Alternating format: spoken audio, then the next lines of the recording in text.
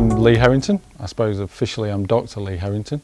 I probably have two main roles and then a couple of baby ones. I work as programme leader for the MSc in Sports Injury Rehabilitation at the University of Salford. I also, in that role, I act as a researcher.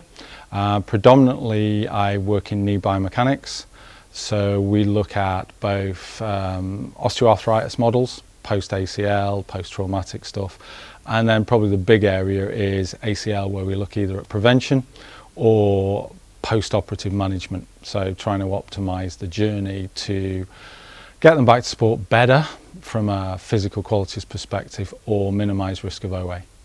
So that's the university job. My fun job, I suppose, is I work for the UK Sports Institute, where I act as a technical lead. And that role probably drags me into essentially being involved in the technical support of a lot of the lower limb rehabilitations for our Olympic and Paralympic athletes. So for instance, we're just prior to Paris at the time of filming, and we've had 4 ACLs in the run up to Paris, some of which we got physically able to be selected, some of which unfortunately will miss the games because of the injury. And then sidebar, I'm editor-in-chief of Physical Therapy in Sport and associate editor on a number of other journals as well. My PhD was actually in anterior knee pain, so it was a weird one. I was one of the first people to do a PhD by publication, which is fairly common now. So what that involves is you put your publications together and you string a story. So it was an interesting journey, putting that sort of body of work over 10 years together for a PhD.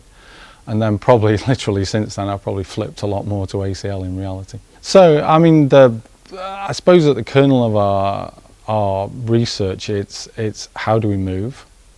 So how do we move, and what possible factors influence the way we move? So what we look at is, obviously we've got a biomechanics lab, 3D cameras, force platforms, the whole hit. We use a lot of force platforms for force-based analysis. We use ice kinetics for force, and we try and push all those features together to understand the movement profile at the time. So we profile people on the journey from pre-op to return to sport is one of the projects which isn't reported on yet, but we're collecting more and more case studies, I suppose, for that. We also look at the whys, so we see a lot of people around the 6 to 9 months mark, where we get questions like, are they ready to return to sport? Why are they failing at this point?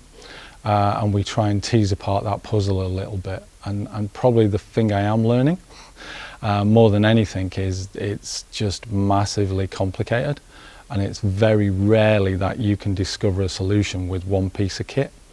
You have to throw just the whole kitchen sink at people and then probably throw it on the wall, and you're looking at a Picasso picture a little bit. You're trying to see, is like, do you know what that is really? So the whole thing is quite complicated when you get down to that N of 1. I think a lot of research has really simplified and reduced it, and probably made it more complicated for people in the field.